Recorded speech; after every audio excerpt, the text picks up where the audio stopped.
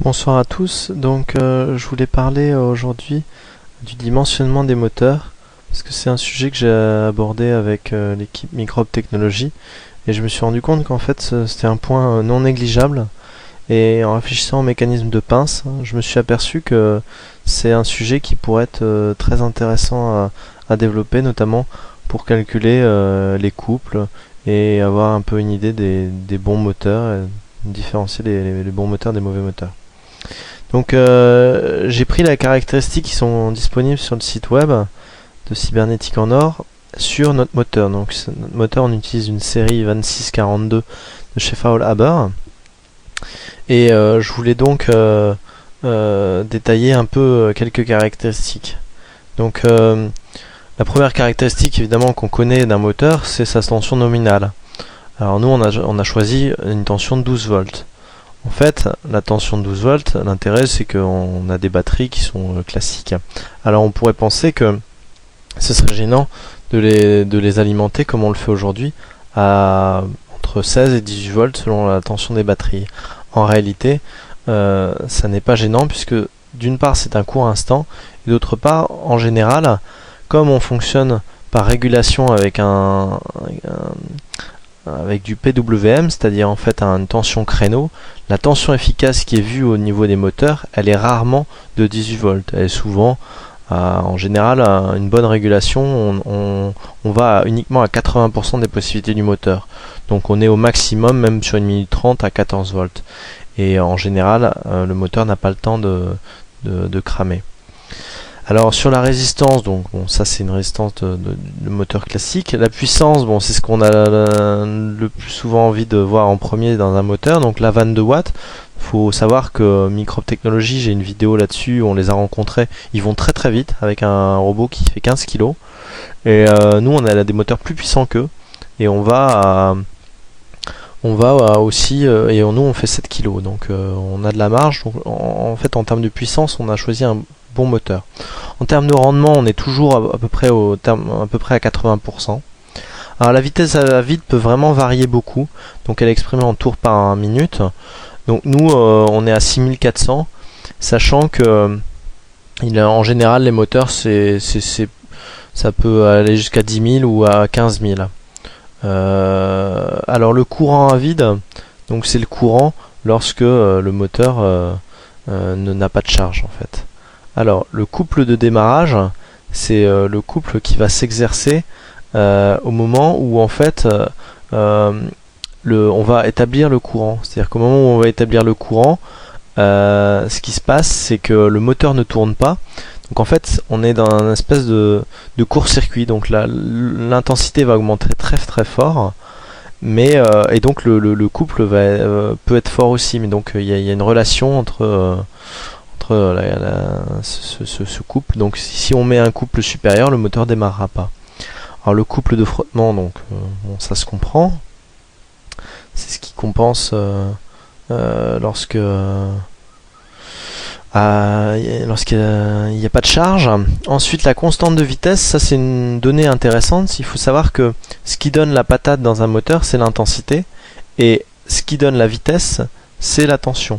Donc en fait, on détermine souvent une constante de vitesse en fait qui nous donne le nombre de tours par minute par volt.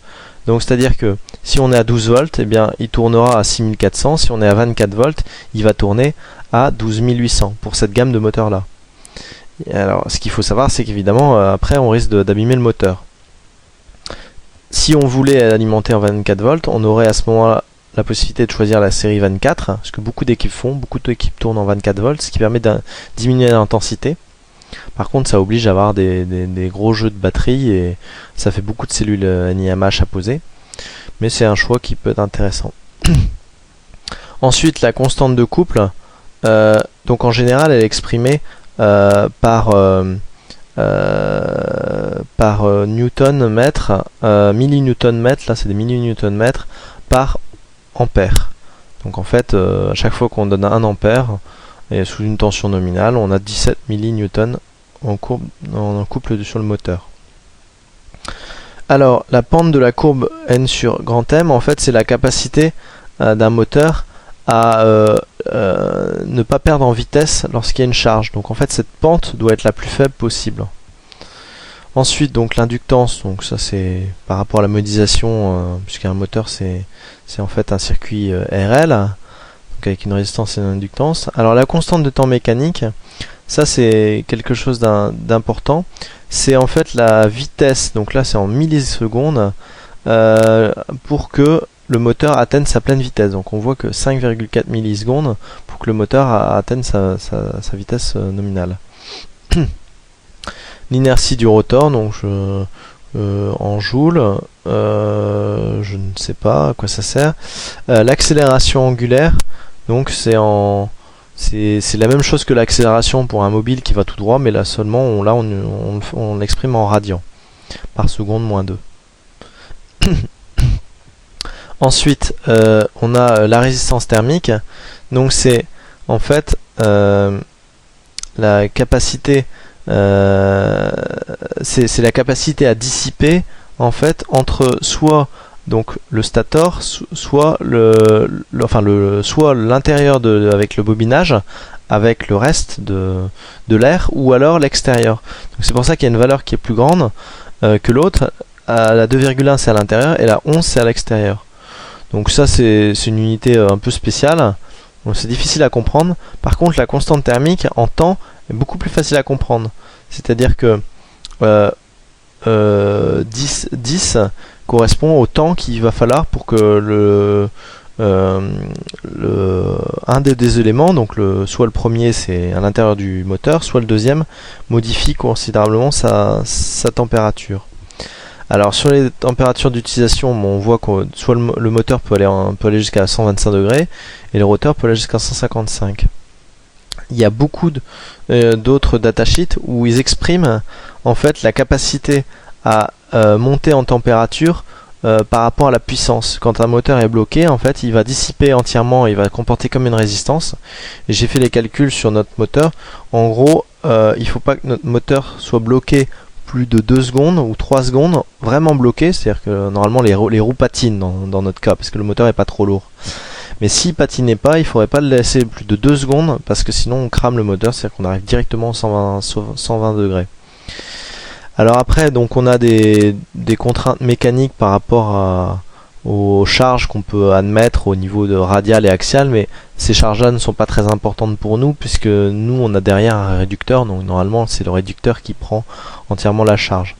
Alors le sens de rotation, il donne un sens classique par rapport à la façon dont on le branche, mais en fait dans les moteurs courant continu en général, et c'est le cas pour les Faulhaber, le sens n'est pas important. Sur les vitesses, les valeurs recommandées, donc ils précisent indépendantes les unes des autres, eh bien on a une vitesse de 6000 tours par minute à peu près en nominal, qu'il ne faut pas dépasser.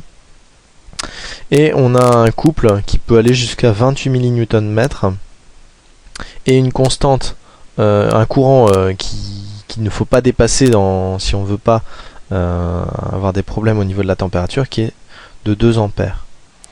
Alors, on va passer donc à le calcul des dimensionnements des moteurs par rapport